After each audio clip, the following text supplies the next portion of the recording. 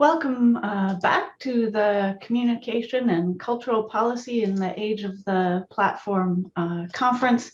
I'm Sarah Bannerman, and welcome to our last day and the keynote panel that we've all been looking forward to. I'd like to introduce now the chair of the keynote panel, Dr. Faiza Herji, my colleague at McMaster in the Department of Communication Studies and Multimedia, or as it's about to be called, Media Arts. Dr. Herji specializes in research exploring media and representation of race, religion, ethnicity, and gender, the use of media in the construction of identity, and the importance of media within diasporic and transnational communities. She's currently working on a project of analyzing media depictions of Muslim women, as well as two special journal issues, one on Bollywood power and politics, and the other one on racism and colonialism in Canadian communication studies. Her book, Dreaming in Canadian South Asian Youth, Bollywood and Belonging, was published in 2010 by UBC Press, and she's published articles on the formation of online communities by Muslim Canadians, the depiction of Islam in Indian cinema, equity in e-health, gender and religion in television, and music and musical cultures in the South Asian diaspora. Her work has appeared in many prestigious journals, and it's a real honor to have her here today and to chair the today's keynote panel. I'll pass it over to you, Faiza, to introduce our panelists. That's great. Thank you so much, Sarah, and thanks so much for having me. I know that there have been land acknowledgements already in this conference, but I just wanted to quickly acknowledge that although we're all zooming in from around the country, of course, as a representative of McMaster University, I want to acknowledge that we are located on the territories of the Mississauga and Haudenosaunee Nations and within the lands protected by the Dish with One Spoon Wampum Agreement. And I know that my McMaster colleagues and I are grateful for the privilege to work and live on these lands and recognize our responsibilities as settlers on these territories. We only have 1 hour today to hear from our powerhouse panel now that we have everyone assembled virtually, but that's how we do things these days. So I'll keep these remarks quick. I'll just let you know we're going to start with a few prepared questions for our panelists, and we'll leave time for questions from the audience. So feel free as we're talking to drop questions into the chat. And the conference organizers or I will try to keep an eye on these. Please keep your microphones muted, although I think we're all pretty good now with our Zoom etiquette, but just as a reminder, and of course, turning on your cameras is totally optional. I'm not going to read out biographies again for our panelists, since hopefully you've managed to catch their keynotes. I've seen some familiar names as I've been hopping in and out over the week, and you would have heard their very impressive biographies at that time, but I'll just quickly recap who we have on our panel today. So we're fortunate today to be joined by Jessie Wente from the Indigenous Screen Office, and Jessie Wente is a writer, broadcaster, speaker, and arts leader. In 2018, Jessie was named the first executive director of the Indigenous Screen Office, and in 2020 became the only First Nations person ever to hold the position of chair of the Canada Council for the Arts. Joan Jenkinson, who many of you just heard from, is the inaugural executive director of the Black Screen Office and a founding partner and producer at Artemis Pictures, which is focused on developing and producing high-end scripted content for television and the cinema for international audiences. Sharon McGowan is a founding member and past president of Women in Film and Television Vancouver and serves on the board of directors as co-chair of its advocacy committee. She is an award-winning documentary writer and director and an independent producer of internationally recognized feature films, and also an associate professor at the University of British Columbia. And Susan Brinton is co-chair of the Advocacy Committee for Women in Film and Television Vancouver and a founding member of WIFT Canada, the vice president of WIFT International, a member of the Women in Production Steering Committee for the CRTC. So welcome again, everyone. So we'll start off with our questions, and maybe what I'll do is I'm just going to kind of call on people 2 or 3 at a time to answer some of these questions. But one of the things that I've been struck by as I've been sort of listening to your keynotes over the course of the week is that the pandemic, of course, has had an effect on some of the work that you're doing, and at times it can exacerbate problems, but it sounds like some of you have also been identifying the opportunity that can come out of crisis. And of course, we always have to be a bit cautious about saying that crisis can form opportunity, but certainly a kind of major shift can result in change. And so the question then, and it doesn't have to be around the pandemic, but generally speaking, is our moment of crisis, whether you see this as environmental crisis or a crisis of violence, the pandemic, does this moment of crisis create opportunities for new ways of framing cultural policy objectives? And Joan, maybe I can start with you if that's okay. Sure. We were born out of the pandemic, and but also coupled with the Black Lives Matter demonstrations around the world. So it was the perfect time for us. As I've said before, we've been doing advocacy work for years and years and years to people who were not listening and had no intention of doing anything. And now suddenly doors are open, minds are open, and we're having conversations that we've never had before.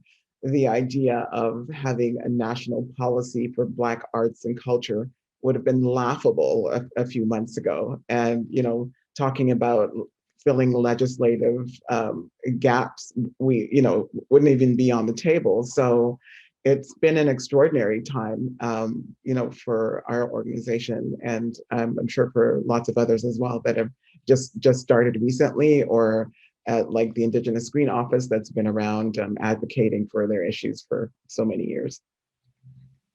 That's great. Thanks, Jonah. That's maybe a great transition to ask Jesse if you wouldn't mind also commenting on that.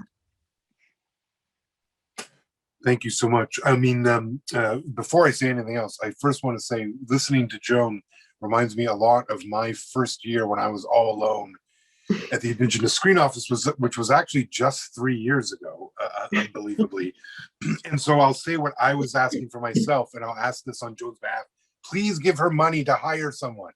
I don't know if anyone can hear me, but please just give her money, and then she can hire more people, and it gets so much easier when you have other people. It's so hard when you're alone and you're getting flooded with all this stuff. In terms of the question, thank you, and what an honor to be on this really tremendous panel of people. I think a lot of the things we're seeing addressed in policy now pre-existed the pandemic. I think what and pre-existed it by decades and generations. I think what COVID has done is that it actually freed the government up. If I'm brutally honest, it freed the government up to spend in a way that they couldn't before. And I think that the fact that the pandemic came with sort of the ongoing civil rights movement having a particular moment last year provided them another opportunity to actually address these in a moment when, frankly, spending was favorable. There wasn't a lot of critics around spending during the middle of a pandemic. I'm not, we're certainly thankful, still not enough for what we've received. And, certainly we advocated for maybe different methodology around spending during the pandemic. But I think it freed them up to sort of look at solutions that pre-pandemic would have been politically harder. And, one thing being in this job has taught me is politics. And unfortunately, it's taught me that, oftentimes doing the right thing is beholden to politics before it's actually beholden to just doing the right thing. But I think COVID, the pandemic and all its tragedy has presented options for some governments to actually move in different directions that were harder to do pre-pandemic because of all sorts of things in our culture and society. I think our what we should be working on is to make sure that they don't abandon these things now, and in fact they grow them. Because the idea that we're going to build the social safety net during a pandemic and then reduce it 2 years later is really you might as well box history up and throw it off Niagara Falls. Because if you can't even remember 2 years ago, I don't know what we're doing. And we know that these places do have short memories, but we should just remind them that these were good things during the pandemic. They will be good things after as well, and we should just keep doing them and allow what COVID has revealed, not to marginalized communities, but I think to the broader community, allow that messaging to spur the change that we actually need to build the society that is going to work better for more people. Thanks so much, Jesse. All great points. And I think I just want to say I fully appreciate you pointing out the isolation that comes from the sort of pioneering roles that people like you and like Joan and Sharon and Susan have played, and that it's so important to try and build some structures of support, which it doesn't seem like it should be so hard, and yet historically we haven't done a good job of it. So I appreciate you pointing that out. I think one of the other points though that you're making, which I think is important, is that again, these are all problems that were here before, and yet we just didn't have the political will to act on them. And this reminds me of saying, and I'm sorry, I can't remember if it was Sharon or Susan, but maybe I'll ask Susan to comment on it first. But I think one of you had made a point during your talk that there was always a need to revamp the workplace in the film industry. And for a long time, again, the will wasn't there to do it because of who runs the film industry. But COVID has now called attention to the fact that if it must be done, it can be done. And so we're doing it. But again, is this going to be a temporary fix, or will there be again that incentive or that desire to really try and make meaningful change? So I wonder if Susan, you wouldn't mind commenting on that first, if that's okay. Sure. I think that the workplace, we all need to, work with the unions, work with the US and Canadian producers, try and learn from what we gained from the pandemic in terms of more planning, more efficiencies on a production set, because that's the real difficulty, are the working hours, and exclude, pathways into the industry is a major difficulty for anybody who's not in the dominant culture on set. I think what we found more than anything, really, it is a critical question, and it's one of our major ones going forward. It's also the childcare. We did our family care project just the last couple of months, and that was a critical one. Childcare it existed beforehand, the issue of childcare, but there became an opportunity to talk about it in terms of the pandemic, because we got to see firsthand, we could recognize the unpaid labor of women to begin with. That unpaid home care all of a sudden became front and center, and you could see it. And so there became less an argument about who should be doing this unpaid labor, and more of a recognition that it existed. And from our research, was definitely hitting women the hardest, and racialized and Indigenous women significantly. And it is a societal issue that now the government has put money into promoting national child care. That's where we're waiting to see is how it's implemented. The proof is in the pudding. So that's what we're looking at in terms of really significant change. I think it would be hard once it's implemented to take back a national daycare, but we have to really work to make sure it works for everybody in our industry. The gig economy and the film industry, production industry are very similar, shift work, etc. It's really hard to find daycare, especially for those late hours, evenings and weekends. And that's a real challenge for parents and carers in the industry. Absolutely. And one that I'm very empathetic to. Just before this panel started, Susan and Sharon were commenting on my children running around the back of the room. So I think we all know that these are very real everyday challenges for people. Sharon, did you want to add something, whether it's on the revamping of the workplace or anything related to this notion of opportunity arising from crisis? No, Susan, I think, handled it really well, except that anybody that's doing research on the industry from a gender perspective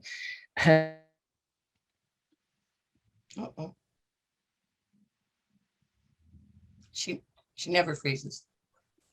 Of course, and of course, this is the moment where as we all wait to see what happens next. Well, you know what? I think, there's movement. Sorry, Sharon. Am I back?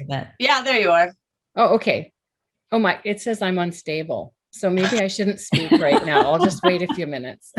To be clear, it probably said your internet connection is unstable. Oh, okay. But during the pandemic, I think there's days where we all wonder about ourselves. Okay. Yeah. Okay. Well, why don't I give you a bit of a break, Sharon? I will just say, by the way, for our panelists that I have, when I ask a question, I'll also drop it in the chat in case you're like me and sometimes you need to actually see it instead of just hearing it. But so maybe I'll ask my second question, and we'll start with someone other than Sharon in case of bandwidth problems. So, what have you seen as some key successes in recent policy initiatives that involve digital platforms? And I know that I heard some of you talk about this in your keynote. And so I don't know if there's more that you want to add or if there's something specific that you'd like to highlight, but just any sort of successful initiatives or policy changes that you'd like to spotlight in terms of digital platforms. And maybe Jesse, if it's okay, I'll start with you. Yeah, I was just trying to come up with an answer. You know, I mean, there's certainly a lot in Bill C-10. You know, obviously, we're pleased with some of the languages changes in specific around the Indigenous community. I like the redefinition of broadcast. I think that is a more accurate definition of what is reality in terms of broadcasting in 2021. You know, I share some concerns with folks around some of the other major issues in it. I think as much as we focus on the foreign streaming companies contributing to the Canadian content, we should not forget the massive vertical BDUs that exist in Canada, who actually only contribute a small amount of what they make into the system because they've successfully hived off their internet and their cable services, even though I would argue those should not be, especially when we see them divesting of content creation to invest more on the actual delivery system. That to me suggests that they are trying to lessen their contribution and get away from regulation. And we shouldn't allow that, you know, because I think, frankly, for Canadians, that's probably more important than necessarily onboarding foreign streamers, although I do think we need to do that as well. I'll tell you one thing around where we're going with the government that I found very intriguing. They included podcasting, which was not actually something we had originally included, because we were thinking perhaps limited.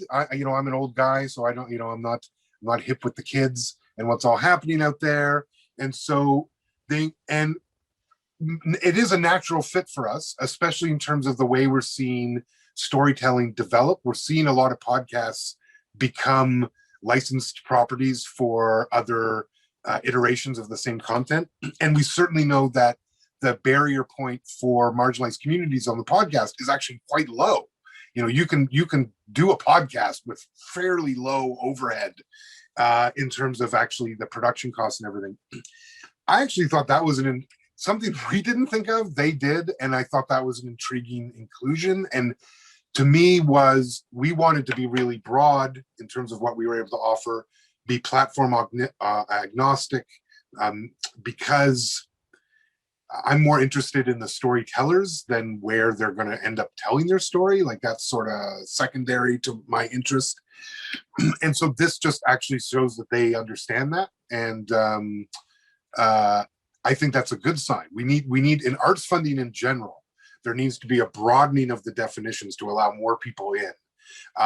And an understanding on the funders' perspectives that we are always behind the artist in terms of knowing what is cool and where the audience is. So why don't we just make our policy be able to adapt as opposed to trying to make the industry adapt to our policy? Because we will forever be behind.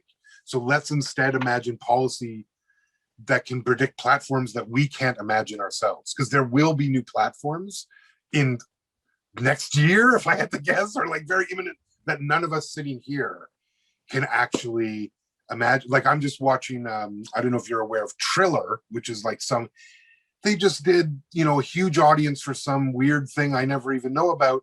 That's the point. Like, there's these platforms launching that are doing millions of viewers for stuff policymakers are forever not going to be aware of. We just have to make sure that our policies are relevant enough for the artists to be able to find their place through our offerings. All great points. And I think that I love the fact that you're talking about highlighting the notion of storytelling rather than the platform. And ending, trying to at least end this this sort of hamster wheel that we get on, where we're always trying to catch up with where the technology is at, and yet, as you say, we're not going to be able to predict where the technology will go all of the time. Joan, did you have any thoughts on this? My focus with Bill C-10 is really about Canadian ownership of international intellectual property. And I think there's a lot been said about that already. I mean, it's very attractive when a streaming service comes in and they're offering real dollars to take your project that you've developed and produced. Have the upfront cash versus having to exploit it later. But it would be, I don't know why they need to own it. They have so much content already. I don't know. I mean, there's got to be a limit in terms of their appetite, because it's not like they can't license the program and have it available for a certain period of time and then have the producers exploit them. But I guess I'm not a big business person, so I don't understand that endless appetite for owning content. But our industry is not going to move forward if we don't keep our own IP. That the producers won't be able to sustain themselves. We'll just become a production service producer to the United States, and that's not going to advance our cultural agenda. Thank you, Joan. And Sharon, should we take another chance on the internet now? Would you mind weighing in here? Yes, I seem to be stable at the moment. Thank you. I can't agree more with Jesse that the policy should back the artists, because the artists are always in the front line determining what's happening. And I think that's just such a brilliant way to go forward. And I also take Joan's point, and I liked your point earlier from the keynote that you gave, that the Broadcasting Act revision C-10, although there's so many exciting things about it, it is really vague in what it's promising to do. Some of the language, it says, serve the needs and interests and reflect their circumstances and aspirations. Like, what does that really mean? And should we be moving and asking for something a little more specific about what that means? Equal money, like data collection, all of these things we've been talking about, because we're always on the receiving end of trying to sort through these really opaque systems, right? So I'm wondering if there is room for making those kind of changes. So thank you for your points. That's great. Thank you. And I just want to make one point for Sharon and I are co-chairs, and to both your points, Joan and Jesse, I mean, we are volunteers, but we wouldn't have been able to do it if the two of us hadn't worked together. It's just so much work. And we fortunately have complementary histories in the industry, television and film. So yeah, it's really a lot of work to get this stuff up and running. The only thing I wanted to add was that the social media platforms, it's a conundrum, because on the one hand, freedom of expression, but on the other hand, women get really dumped on and trolled and have really difficult times in social media. And while I'm not always a fan of regulation of something like the internet, it's just really hard without almost a code of conduct to be a woman online stating an opinion in any professional capacity or not. Journalists. So to me, I just don't know how we solve it. I don't know if the CRTC is the right organization to regulate it, but I really think, with this, especially now, we're online all the time. We need to have an element of respect in social media and what people can say, and being held accountable for what you say. And so I just wanted to add that. I think that's a really good point, Susan. Of course, there is a lot of debate over this right now. I don't think anyone's come up with the perfect solution. I don't think anybody wants, an oversight board at Facebook or Twitter to be making these decisions. But at the same time, it does seem as though something needs to be done. And so what's the answer? But certainly a debate that is going to go on long past this conference, I'm sure. Susan, since you have the mic, maybe I'll ask you if you can also comment on our next question. So I was really struck by what you called your origin story during your keynote, where you talked about the fact that you entered the industry with a certain amount of privilege because you came from a family that was already in broadcasting. And so there was a certain amount of comfort there and maybe accessibility to employment. And yet at the same time, you also experienced harassment and being boxed into certain roles. And so I'm wondering if you can talk about, on the one hand, what have been the successes? So how you've managed to do a lot of advocacy work, and so you have managed to find ways to be heard. So how have you managed to do that? But then if you could also talk about what the struggles are as well, and maybe if you could talk about, are there mitigation strategies that you found for those? I think the hardest thing that we faced was having to continually prove our case. It took decades, and Sharon was there all the way through and could tell you how long we were at it.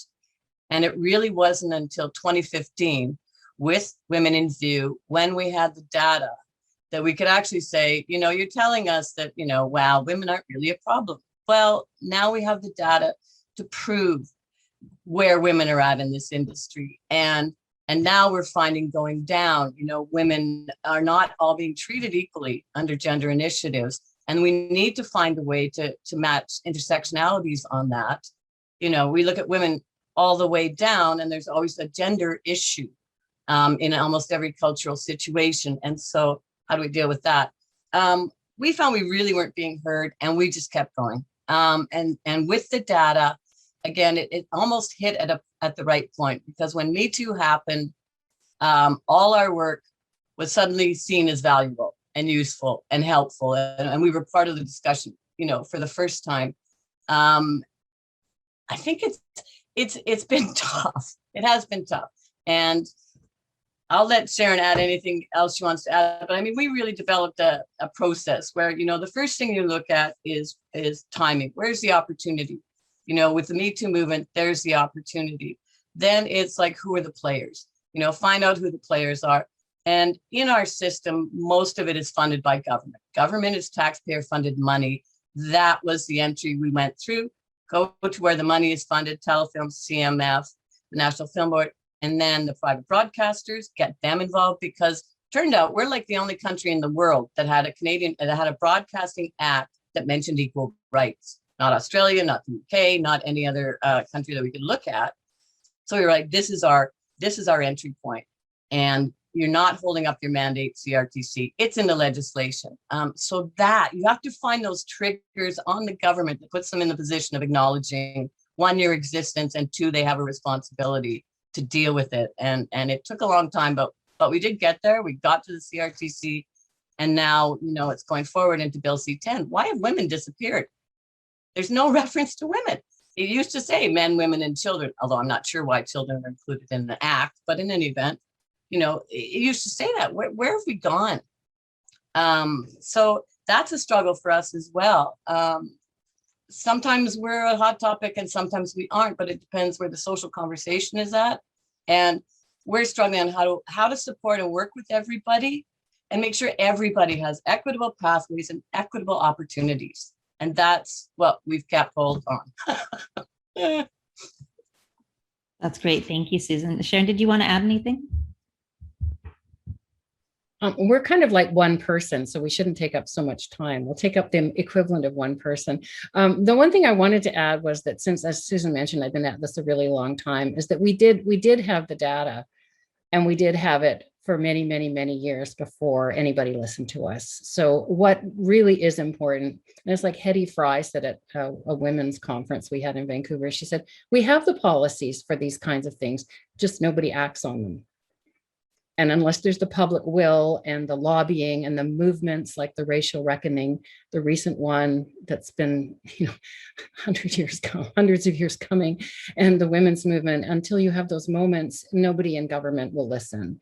I can't tell you how many meetings. I mean, Susan, you've blanked out some of the meetings that we had when people were not listening before the public conversation came up, the new wave of feminism. I mean, we went and drank so much beer and ate so many fried chicken and bar food after these disheartening meetings where, government agencies, people representing would say, our agenda is not cultural, our agenda is industrial, and we're here to promote, I remember quoting was, to make sure Canadian films are seen at Cannes. And, this gender thing or this equity thing or inclusion thing is really not a priority for us. And I can tell you that wasn't that long ago. It was like maybe 5 years ago we heard that. So, you have to wait for the public moment and work with people in the community to make it happen. That's a really great, though, depressing point. And yet we all know that this is true, right? But it's interesting because one of the things I was struck by when I was listening to your joint keynote and Joan's as well is the emphasis on the facts and the data, that we're always trying to gather up the data to support the point that there's underrepresentation. And we're always trying to prove that, this is not reflective of the population, because otherwise people don't take it seriously. If you don't have data, well, what's the point? But what's interesting there is you're suggesting that even with the data, again, unless something happens to suddenly turn the tide, in terms of the political sentiment at the time or the social sentiment at the time, even the reams of data won't make a difference, which is unfortunate, but does seem very true. Joan, did you want to comment at all on this question of successes as well as the struggles to be heard?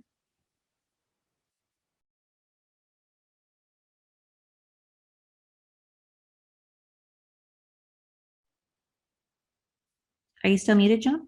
Yeah, right. Sometimes you just have to do it.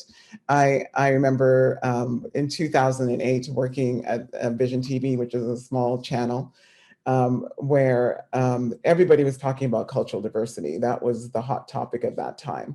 And for most broadcasters, cultural diversity meant writing an annual report for the CRTC that talked about the lunch and learn that you did, or the workshop you did on diversity. And I mean, I did go back to look at some of those annual reports, and it's just shocking what passed as doing something. And so when I was at Vision TV, we had a license renewal coming up, and we were concerned about having our license renewed because we had gone through a bit of difficulty in terms of capturing our Canadian content. And so we decided to ask for something more so that they could say no to it and focus on the fact that we wanted our license renewal. So what we asked for was a 2-cent rate increase over 7 years, which meant that added up to $14 million. And it was specifically for creating cultural diverse content. And so we got it, and everybody looked at me to say, oh, well, what are we going to do with it? And at that time, CBC went with its $1 billion budget, said, we can't do anything. There's no, this kind of programming is not going to sell. We're not going to get an audience. Nothing's going to happen. So I put together the Cultural Diversity Drama Program, where I looked across the country for people who were talented and who were ready to take that leap, and gave an opportunity, the first opportunity for creators and producers who are now the senior people in the industry. Like, I can name them, and they are the ones that are working now and working steadily and who are in demand. And that wouldn't have happened without just doing it. I was like, I'm not going to have anybody tell me it can't be done. And I think it's the same. I think it's my Jamaican part coming out. it's like, no, don't tell me. And I think it's the same thing with the Black Screen Office. We jumped in, we started. We're not, we took advantage of a situation and a time in our history where we could do something, and we've jumped in, and we're not going to let anybody keep us out. That's amazing and so inspirational. Thank you, Joan. Jesse, did you want to add anything? I would just add that, I think, timing, as everyone is sort of saying, timing is everything. And, the Indigenous screen sector community has been advocating for this office to be formed for like 20 years. But it is, of course, not at all a coincidence that the country went through a truth and reconciliation process, and that one of the recommendations, or among the recommendations, were around media and the creation of more Indigenous-led media out of that. And voila, suddenly there's space for an Indigenous Screen Office. Again, finance sort of at the, not quite sure if they're hoping you fail level to begin with. But so no, timing is everything. And in terms of me, I had an advantage in that I was already a public figure before the ISO came into being. I'd already been advocating very publicly for these things sort of a long time. So frankly, that's probably why I was, if I am the right person for the ISO through this period, that's a big part why. It's because I came in having already having a sort of a voice or a way to tell people about these issues. So that made it easier, but it's it shouldn't be that way, to be honest. And it shouldn't take this much time and these many reports, because, you know, I could stack the reports up to the ceiling that we do in this country about things that then we get to 25 years later. And I just think about all the harm that is done in between times. And, you know, ultimately, my responsibility now is I'm someone who carries on the work that my aunties and uncles have been doing for a very long time, and that I continue it so that my nieces and nephews will be able to carry it on when it is their time to do it. And sometimes you get these accelerating moments and the timing works, and it's and you take a leap. But as one of my mentors, Alanisa Baumswin, always reminds me, you never get to leap unless you've taken all the little steps first. And so we just, as with everyone on this panel, tomorrow, well, not tomorrow, but maybe on Monday, if I can have the weekend, we go back to work. We just keep doing it. Yes, we were in the budget. Literally, my team was like, yay, what's next? Because that's how we roll, and the job isn't done yet until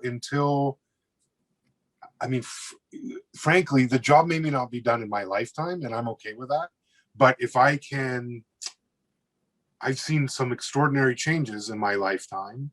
My grandchildren will now be born into a world where their image will not be adorn sports stadiums and sports t-shirts for childish games that grown-ups make millions of dollars playing.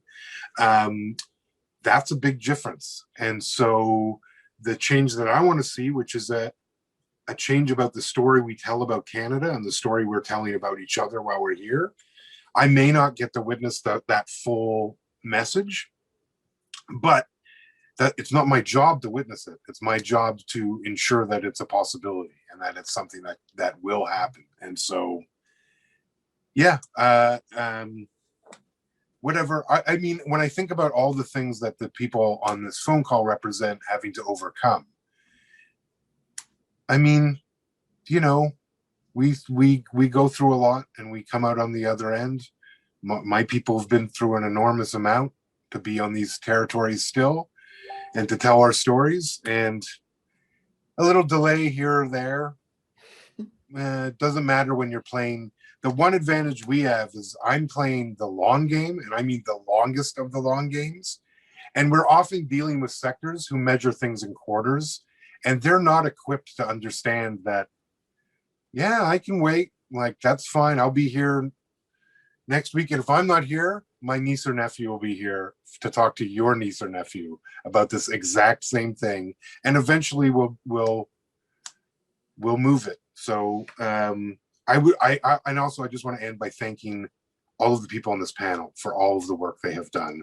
It helps me do my work, that you have done your work. And I hope that I am repaying that as best I can. So miigwech.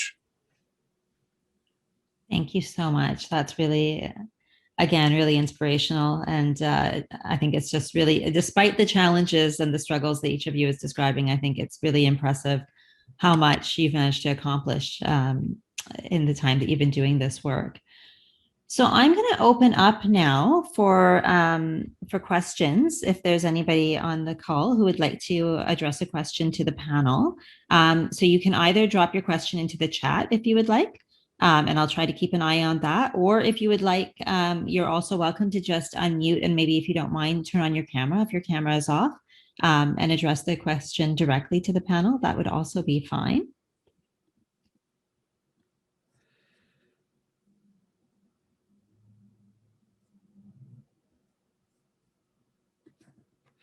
Can I ask Jesse a question? Please do. So what is next, Jesse, For the ISO? for the ISO? I mean, in the immediate future, right now, we're hiring. We just posted 2 jobs this week. More to come. I mean, I was just going over now that we know what the commitment from the government is over the next 3 years. We actually budgeted out 3 years, which is just wonderful. And there's like a whole bunch of jobs in there for people. So we got to hire, grow the organization, grow the board a little bit, which I'm hoping we'll do this year, solidify all that sort of ground stuff. And we are actually bizarrely on track in the strategic plan I drew up myself 3 years ago is bizarrely exactly where we were, right on time. We were in that plan. I said we would get federal funding entering year 4, which is basically what we did. Don't ask me how that worked out. So for us, I think it'll be launching the programs in the fall, Joan. So that I think the sort of we'll develop the funding over the funding programs over the summer, launch it in the fall, and then build the case for the next time we have to argue about continuing the funding, or should I say not continuing it, getting what we asked for the first time around, which is twice as much as what we actually received. And then, that's next. We're doing a major consultation this summer around eligibility for Indigenous, for our program specifically, and APTN is a partner on that. So lots is the answer, but we're all building to where we will be set up for permanence. And, I would hope that in 5 years, maybe a little early, certainly 10 years, that you actually have a full-fledged Indigenous sector. Like that's the goal, right? Is that you don't just have these earmarked funds and there's some people and there's like a couple producers. You actually have what everyone else has, or what the dominant cultures had, which is like jobs that kept them feed their kids and mortgages and cottages or whatever the heck it is that they're doing. That's what I hope, and I hope that the cultural transformation is the one I spoke of. That seeds something much larger. But that's the immediate steps. That's great. That's a great vision. Thanks for that question, Joan, and thanks for your answer, Jesse. So we have a couple of really good questions coming up in the chat, and one actually sort of relates to, in a way, to what next, but it has to do with how we can support the work of all of your organizations. So from Marianne, we have a question. What is the role that educational institutions can play in supporting your organization's work specifically and generally in contributing to dismantling systemic issues in the cultural industries? And I wonder, Sharon, would it be okay if I ask you to leap in first with that one? Sure. This conference and the focus that you've taken is enormously helpful, I think, bringing together the leaders, these wonderful people that have great ideas, and all of your panels. I think it's really important. It does inform policy, and it does inform the next generation or the graduate studies and the thinking that comes to shape all of this. And it also empowers people. Like I teach in a film production program and a creative writing program. This kind of knowledge at an educational level empowers the instructors to actually talk about these issues in the classroom and then not be punished with bad evaluations for talking about things that aren't about production. Like I've had that experience where I brought up issues of inclusion and equity in a class, and then I got all sorts of incredible nasty remarks on my evaluations from some students about going off topic, and the legitimizing through institutions about the need for reformation and change really helps that. Does that answer your question? I think that's a really great point, Sharon. I wonder if maybe I'll just ask Susan, did you want to comment on that at all? I think educate. What we're finding is that they're training researchers for us. For example, the Family Care Project, we used researchers that had university degrees. Some are working on their PhDs. Some have graduated but want to keep up in the policy side more. And that's been incredibly helpful in combining the educational and the industrial. The reality on the ground in the set is developing the language of how to analyze it, how to present it, how to understand it.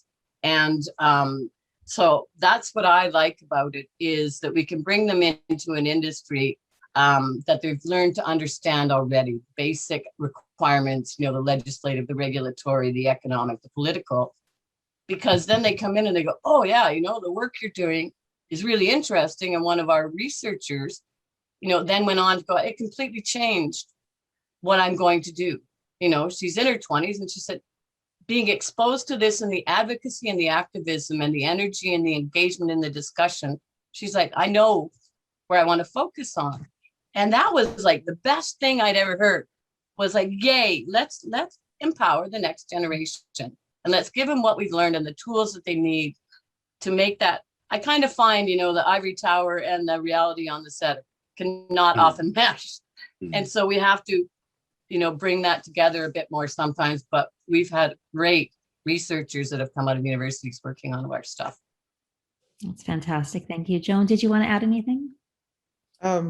Interesting enough, I do have two students working with me this summer at the Black Screen office, and I'm like blown away by what they could do. I'm learning. So we're building a social media campaign now so that we can do some outreach for the organization. And I'm like, I just let them go because I don't even know what they're talking about. And it's been so fantastic. And the other thing is, I love that fresh energy of the younger people who are so entrepreneurial in their approach. And the students that I've been speaking to at various universities, they're coming in with an expectation of doing it differently. They're not sort of interested in the status quo and necessarily dependent on all the different agencies and things like that. They're like, what's telefilm? I'm just gonna go and do a TikTok video and have millions of viewers. Like, what are you talking about? So I love that fresh, really look and energy. That is so true. And I think we're certainly in our program always blown away by what our students can do that we wouldn't have thought of. So it certainly does bring fresh energy. And Jesse, any last words on that question? I'd echo what Sharon said. I think conferences like this are really useful and valuable. I think there will be an ongoing need to train, and it's not the sexy part of any of these businesses, but administrators. Particularly on the Indigenous side. Like, I keep saying this to the cultural sector, you're going to need way more of us in the future. Like, even the base that they're starting with, the hiring sort of, is not nearly enough. They're going to need way more just to do this appropriately, and so we need to train. The other thing I would do is an appeal as an old guy who came up through film school, and I would ask that schools teach the content that is being created out of these communities. I know when I went to film school, they did not teach any. I don't think Indigenous cinema. They were aware that Indigenous cinema was like a thing, and I'm not sure they still don't. I don't think they really teach it now. And there's certainly enough content now to actually do a course on it. So that would be nice. And I'd also ask that we stop lionizing people we know to be not the type of people we want to lionize in our industry. And I know it's hard to like reconcile with some historical figures and their behaviors in a different era and all that stuff. And I get that they made remarkable pieces of art that, for me, even I still struggle with appreciating them while acknowledging that their makers were monsters. But let's at least be honest about this, because so many of the things I feel too often in our industry, we have held up the wrong examples, and we have excused and made space and allowed for behaviors that I find shocking to this day, that I've experienced, that I don't understand how that's allowed in an industry. And yet, not only does it seem allowed, at times it seems that's who gets ahead. And I would love students to know that you do not have to be a jerk to be a success in the movie business, that just because your heroes were jerks in the movie business, that does not make them talented or like, that makes them jerks. And you shouldn't, I know such brilliant filmmakers who aren't jerks and they still make incredible stuff. And like, you don't need to behave that way. And just because that's who we teach doesn't mean we should be carrying over that behavior. And yeah, if there's one thing, I love old movies. I live in a world of old movies, but we don't have to make them the way they did. Like, you don't need to do that. We can just, and so much of what I hear and what we hear from so much of it is, this is all great, this conversation. And I think someone already mentioned this, but then you get on set and that's a different world. And the reality is, why is that? The set shouldn't be like that. Smarter people than me will ultimately, I think, decolonize the set, especially when we're the ones that get to decide whose set or even a set in this day and age. Like, I think that will help. But we just need, just because the cool guy made a cool movie and is a jerk does not mean that's the way to be a success. There's way cooler people who are the loveliest people in the world who don't do any of these things, and they make movies just as brilliantly. That's who I would love to champion. And to me, that's a big part of how we change the sector, is idolize different people. I think that's a really important point for all of us to hear, not just the students coming out of universities. Although it's interesting how much pushback there is sometimes to this idea that that you have to be a certain way to succeed. There is another question that picks up on a point made by Susan. So maybe Susan, I'll direct this to you first. So it picks up on a point that you made about the Broadcasting Act in relation to similar legislation in other countries. So Tamara's asking, to what extent do you look toward other countries or regions for models or arguments to support some of the changes you'd like to see in Canada? We totally do that.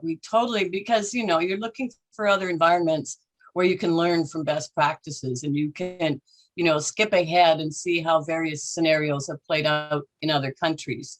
For example, for the Family Care Project, French and English, and we looked internationally, and we found, daycare and care studies in the UK and in Australia.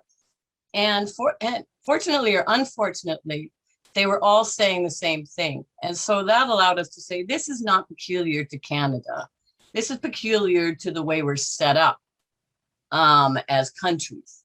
That this monocultural way of doing things has really impacted us.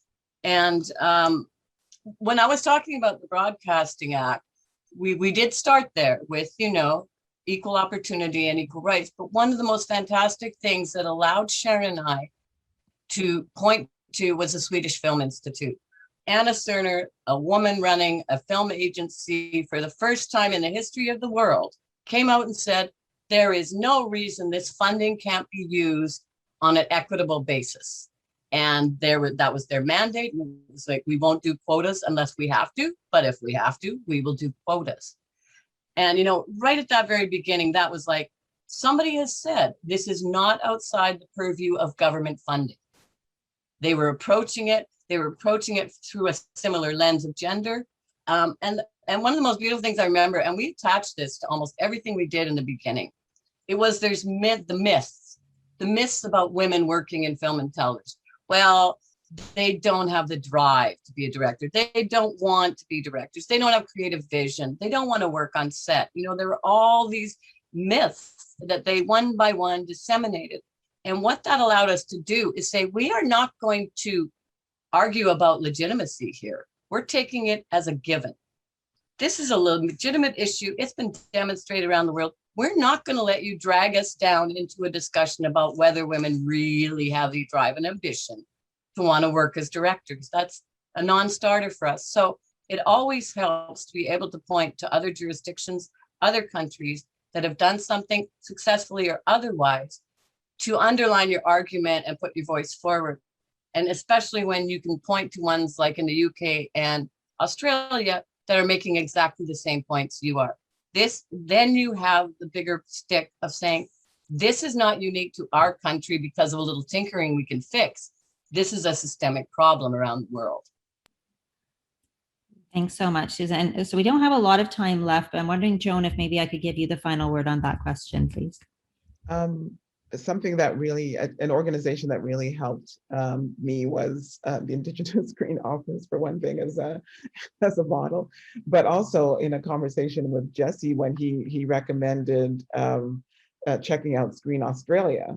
And they have done some phenomenal work. Like, I mean, they were told for years it couldn't be done, and they just took it on in such a systematic, strategic way where they trained young people and followed them in their career and supported them, and to the point now where they're international successes, and some of their shows from this little tiny community are traveling internationally. Some of my favorite shows that I watch, movies and TV shows, and they are playing the long game too, like taking talented people from when they're young and really getting behind them and giving them the support. And I think that's a fantastic model for all of us really to follow.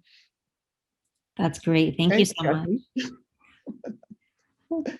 Thanks so much. So I wish we could keep talking. I think there's so much more that we'd all like to hear about. But I really want to thank all of you for not just your participation today, but for all of the work that you do in this sector. I think that we all benefit in ways that probably the public doesn't always realize, but there's obviously a benefit to us all. And I really want to thank you too. I think sometimes, Sarah and I talk about this. When in non-pandemic times, we have offices right across from each other, and sometimes we talk about ways to bring policy alive when we're talking to students, which she's certainly more expert on than I am. But I really love the way that I think this panel has brought out the really human aspect and the individual aspect of what policy means, that these changes are brought forward by people grinding it out one day at a time, sometimes against tremendous odds. And I think we really all appreciate that. And I know I'm certainly going to look forward to sharing some of these insights with my own students. I also want to quickly, before I pass it back to Sarah, just to say thank you to all of you for your time. Thank you to those who came to participate. And also thank you to the organizers for creating this space for this discussion. I think that the keynotes throughout the week have been absolutely brilliant. I think we've all really enjoyed them. And it's so great to have all of you gathered here today to talk about it some more. Thank you very much. Thank you. Thank you. Thank you so much.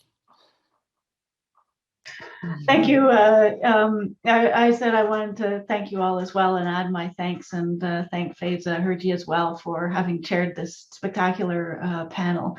It's really wonderful, and we've been talking about models, and I think I'm really happy that we have this session and also a recording of it that we can use, because I think we have a wonderful set of models here and role models for our students and for all of us to follow. So thank you so very much for that.